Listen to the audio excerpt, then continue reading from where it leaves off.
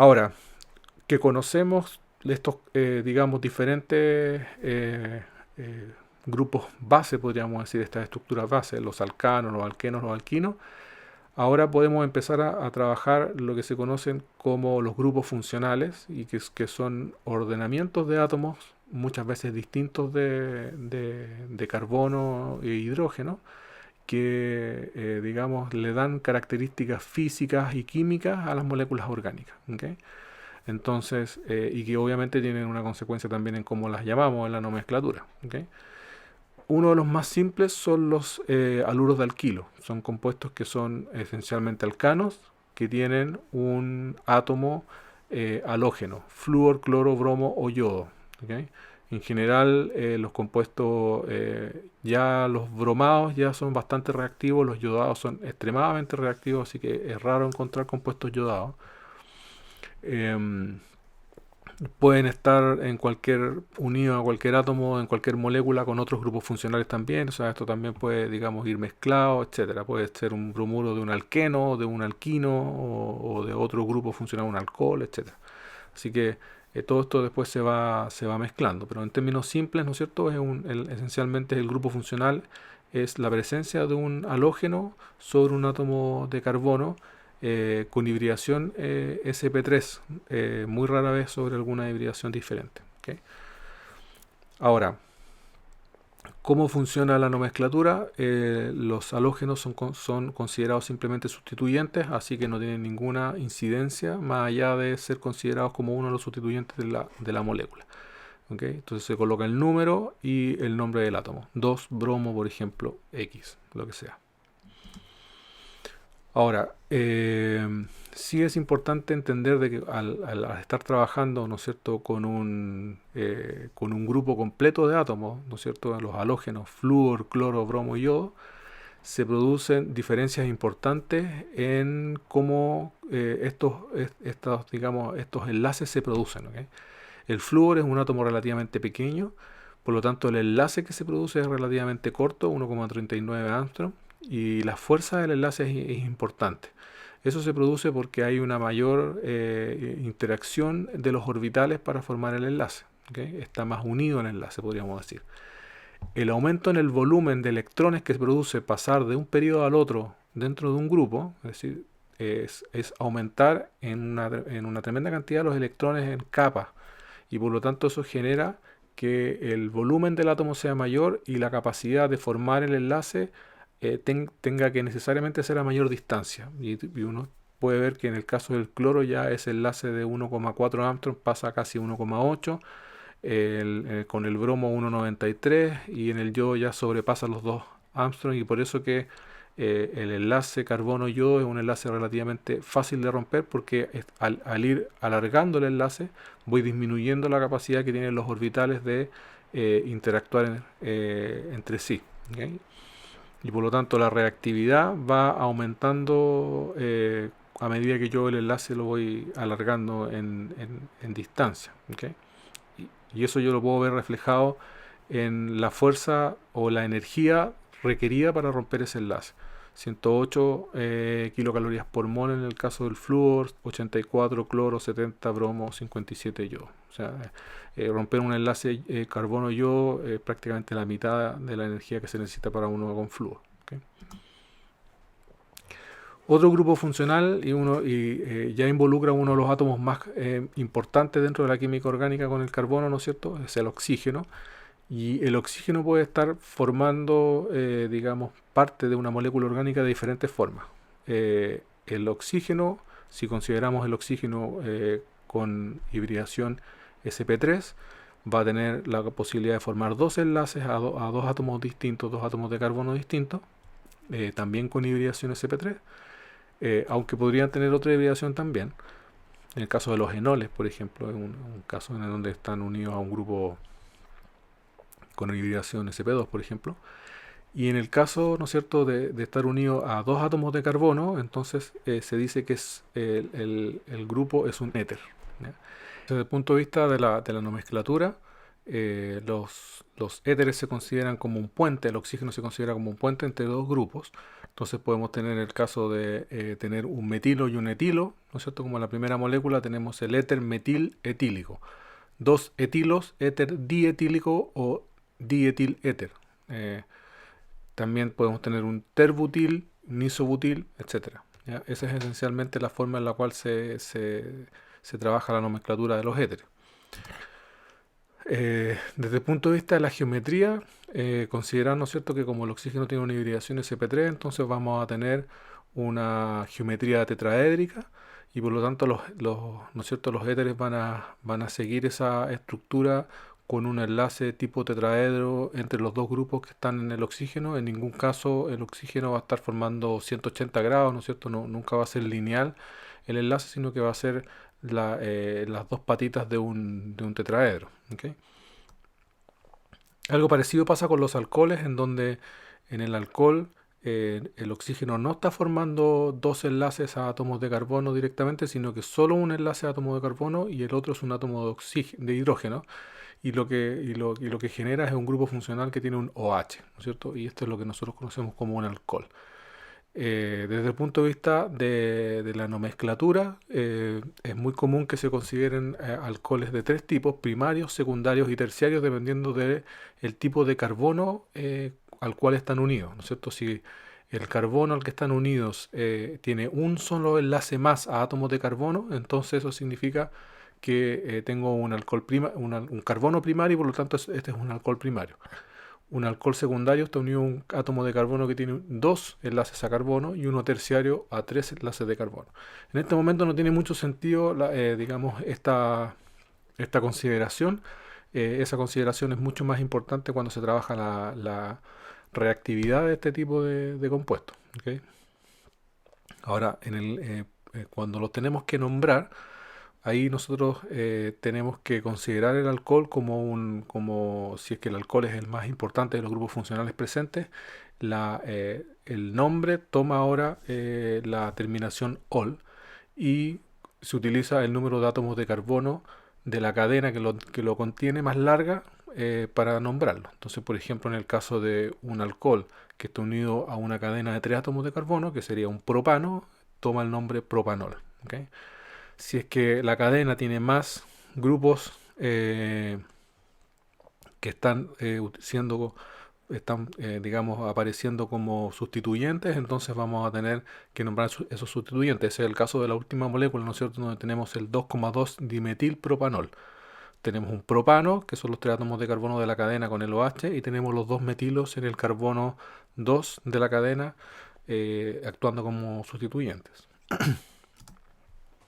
Nuevamente, desde el punto de vista de la geometría, los alcoholes tienen una hibridación, los oxígenos tienen hibridación sp3, la geometría es tetraédrica y por lo tanto el enlace entre el hidrógeno y lo que resta del alcohol va a ser la de un tetraedro, ¿no es cierto? Un ángulo tipo tetraedro de 110 grados o algo en ese rango. ¿Okay? Otro átomo importante y de muchísima importancia a nivel biológico es el nitrógeno. ¿Ya? Y cuando el nitrógeno está presente en átomos, en moléculas orgánicas, puede tener varias hibridaciones, como habíamos visto en un principio, ¿no es cierto? En el caso de la hibridación sp3, la forma principal en la cual se encuentran las aminas. Y en el caso de las aminas, al tener la posibilidad de formar tres enlaces, ¿no es cierto?, nosotros podemos tener lo que se conocen como aminas primarias, secundarias o terciarias, dependiendo del número de enlaces a átomos de carbono que el nitrógeno tiene.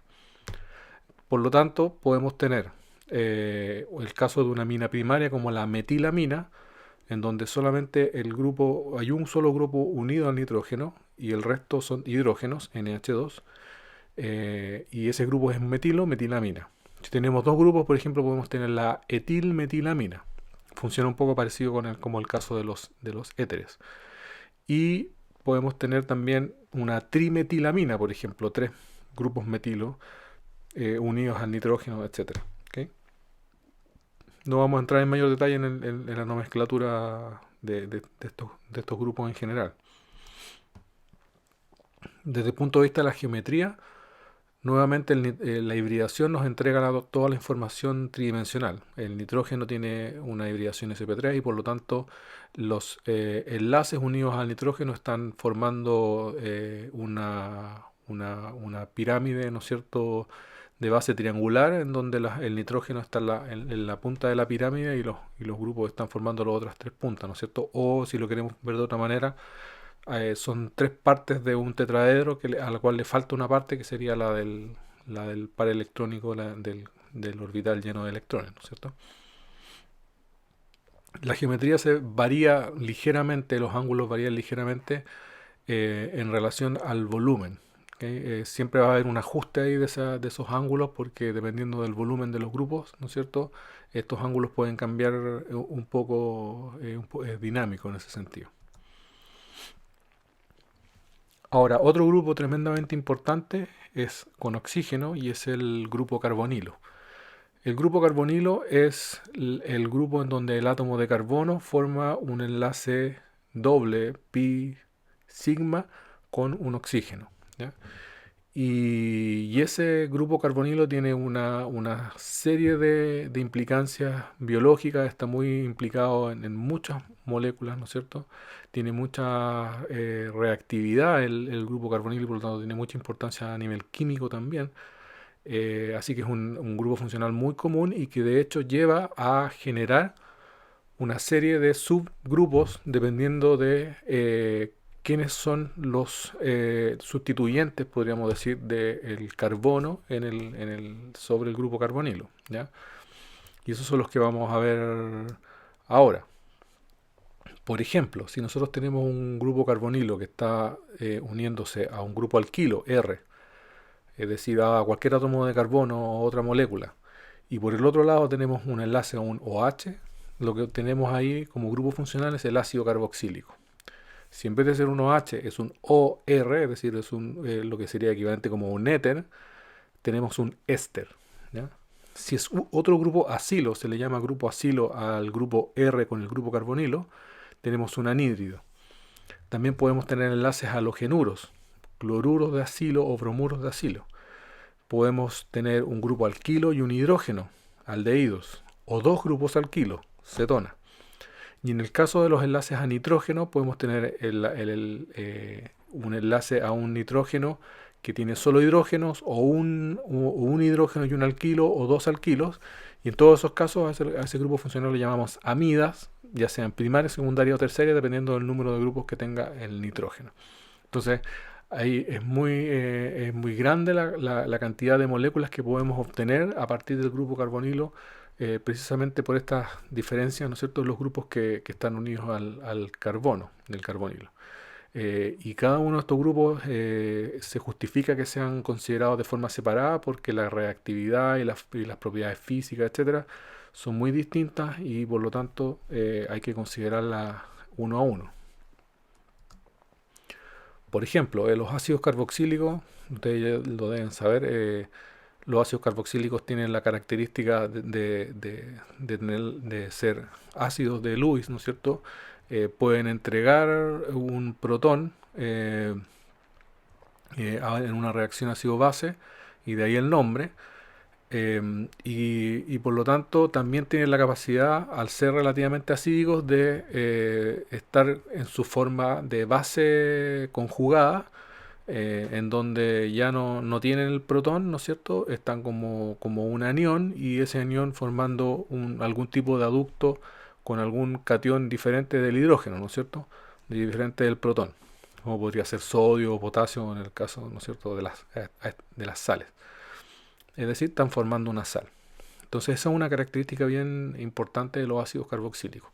Nosotros vamos a ver con detalle todos los grupos funcionales relacionados con el carbonilo, particularmente su reactividad, en la segunda parte del curso. ¿Okay?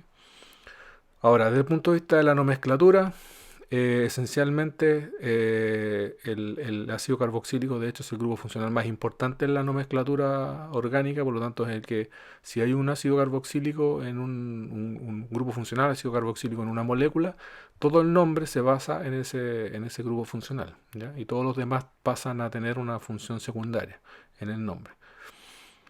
Pero así a grosso modo se nombran ácido oico con el nombre del número de átomos de carbono que tiene el ácido. Por ejemplo, en el caso del grupo carbonilo que tiene un hidrógeno y un OH, es decir, todo lo que está en el ácido carboxílico sin considerar el OH, el número de átomos de carbono, es solo un átomo de carbono, por lo tanto viene del metano y por eso se le conoce como ácido metanoico. Ahora, todos estos ácidos carboxílicos chiquititos, como el ácido metanoico, el ácido etanoico, propanoico, es decir, a medida que yo voy alargando la cadena, tienen nombres comunes, ¿ya? Porque se fueron descubriendo y tenían nombres mucho antes de que se considerara su estructura y todo. Por lo tanto, estos nombres comunes son los que normalmente se utilizan en el laboratorio de forma habitual. El ácido metanoico es el ácido fórmico, el ácido etanoico es el ácido acético, el ácido butanoico es el ácido butírico, etcétera. Y sus sales se nombran como sales, en donde el anión se nombra con la terminación ato y después el catión que lo sigue. Por ejemplo, el anión o la base conjugada del ácido metanoico sería el metanoato. Y si está unido formando una sal con sodio, por ejemplo, es el metanoato de sodio. Obviamente, como a ese ácido metanoico también se le conoce como ácido fórmico, a la base conjugada se le llama formiato de sodio. Y así acetato, benzoato, dependiendo del ácido carboxílico, ¿no es cierto?, del cual venga, digamos, este grupo. Ahora, los ácidos carboxílicos aparecen mucho ¿no es cierto?, en la bioquímica, en los sistemas biológicos. Ahí tienen solo algunos casos: el ácido pirúvico, el ácido láctico, el ácido oxálico, el ácido succínico, el ácido cítrico. eh, Muchísimas, digamos, importancia, apariciones tienen, ¿no es cierto?, en sistemas biológicos. ¿Ya? Por otro lado, los ésteres tienen una nomenclatura distinta, pero que hacen un poco, digamos, relación con el ácido carboxílico. En este caso, lo que se hace es utilizar la estructura de la parte que vendría de un ácido carboxílico, ¿no es cierto? Porque al final de cuentas los ésteres son ácidos carboxílicos en donde yo reemplacé un hidrógeno por un grupo alquilo. Entonces, en esa lógica, hay una nomenclatura que se utiliza mucho como si fuesen sales, ¿ya?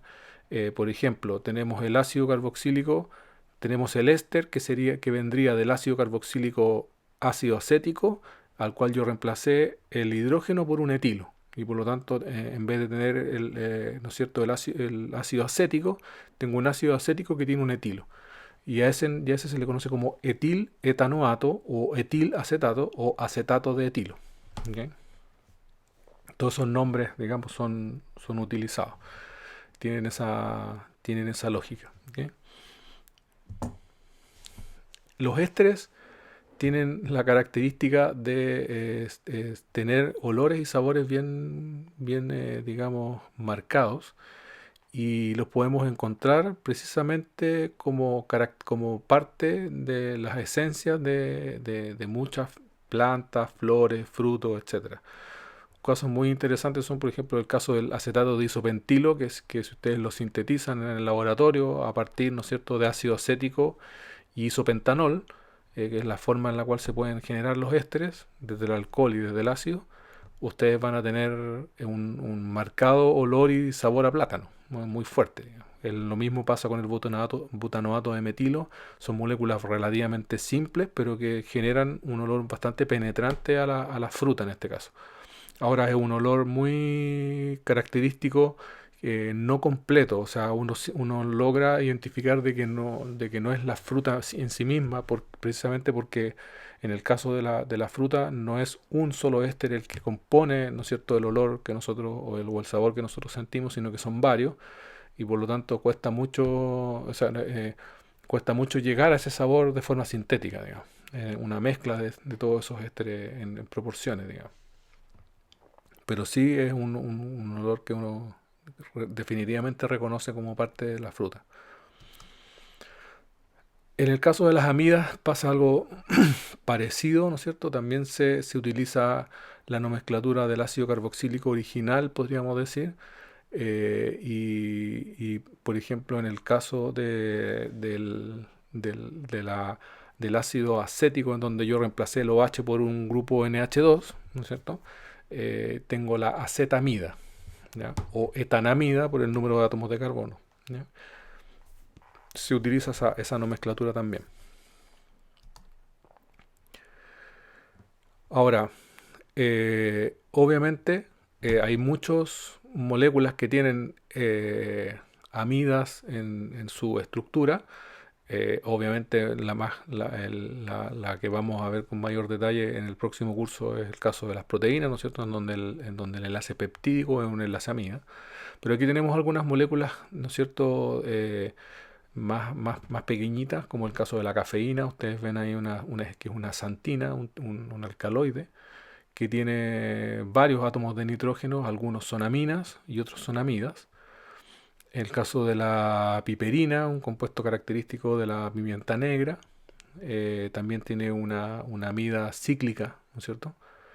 Y la penicilina también tiene una amida cíclica y una amida lineal. Tiene dos grupos amida en la estructura que ustedes pueden ver ahí.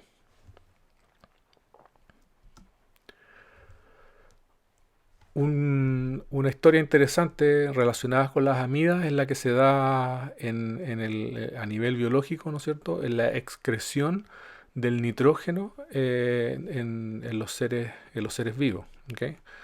Dependiendo del nivel de evolución de los seres vivos, hay diferentes formas de ir excretando biológicamente el nitrógeno en el caso digamos, de los seres vivos. Tenemos, por ejemplo, que el caso de las aves, los reptiles y los insectos, una buena parte del nitrógeno se excreta a través del ácido úrico, es decir, el ácido úrico se excreta directamente, ¿ya? En otros casos hay enzimas que van degradando este ácido úrico en diferentes compuestos, como a la antoína, ¿no es cierto? Que es la que se excreta en el caso de los mamíferos. En el caso de los vertebrados marinos hay una segunda enzima que lleva la alantoína al ácido alantoico. En el caso de los peces hay una tercera enzima que lleva esto a urea, a un compuesto aún más pequeño. Y en el caso de los invertebrados marinos, esto ya se excreta directamente como sales de amonio, es decir, la forma más simple del nitrógeno en ese sentido, ya deja prácticamente de ser orgánico, a través de una cuarta enzima. Lo interesante es que en el caso de los mamíferos, al nosotros requerir de una enzima para poder convertir el ácido úrico en alantoína, se puede dar la patología en donde esa enzima no es funcional y se produce bajo ciertas condiciones de dieta, etcétera, que ese ácido úrico se empiece a acumular esencialmente en las articulaciones, lo que genera dolores importantes, dificultades de movilidad. Y entonces el no tener esa enzima empieza a generar estas características y a ese cuadro patológico se le conoce como la gota. ¿Ok? Ahora, ¿qué tienen que ver los dálmatas? Bueno, en el caso de los perros, ¿no es cierto? Ustedes saben, los perros son todos una sola especie, pero tienen una diversidad importante genética. Cuando esa diversidad genética se achica al ir cruzando perros de la misma raza, con las mismas características genéticas, ¿no es cierto? Se generan y se perpetúan ciertas mutaciones, entre ellas, por ejemplo, una enzima que no funcione para poder traspasar el ácido úrico a la antoína, ¿ah?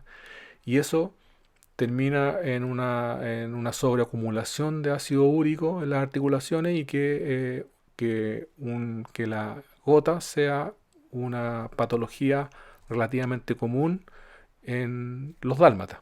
Un, y eso es algo lamentablemente que es común en muchos perros de raza que tienen algunas, digamos, patologías genéticas muy características que se perpetúan precisamente por no agrandar el pool genético en el cual se van reproduciendo.